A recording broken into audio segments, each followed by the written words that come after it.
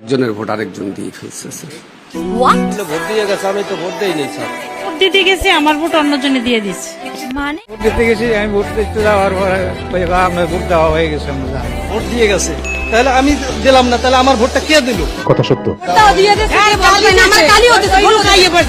আমার ভোট নাকি কে জানে দিয়ে দিচ্ছে, আমি দিতে পারি না। শেষ হয়ে গেল ত্রয়োদশ জাতীয় সংসদ নির্বাচন। কথা সত্য। বিপুল ভোটে জিতে সরকার গঠন করলো বিএনপি। বলেন কি? কিন্তু সাধারণ মানুষের মনে কেন এত ক্ষোভ? জানি না। আসুন এই সব তথ্য জেনে নেই আজকের ভিডিওর মাধ্যমে।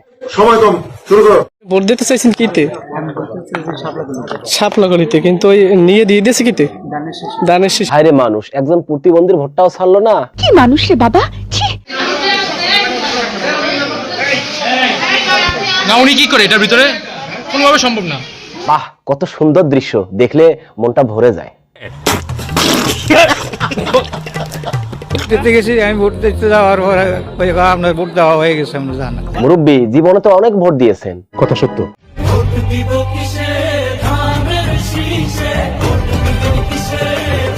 আপনার ভোটটা না হয় এবার একটা ছোট্ট বাচ্চাই দিক।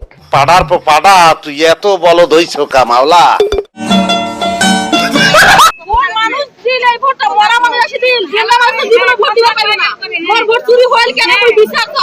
চাচি, আপনি আন্দোলন চালিয়ে যান, আমরা আপনার পাশে আছি। আমি ভোট দিতে পারি নাই, আমার ভোট ওনারা কে দিছে জানি না, তো আমাকে এখান থেকে বের করে দেওয়া হচ্ছে।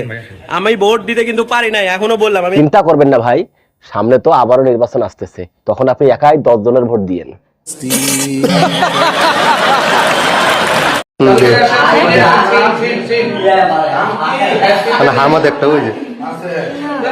এই হলো সুনাগরিকের মতো কাজ।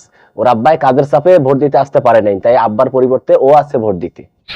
একটা জিনিস।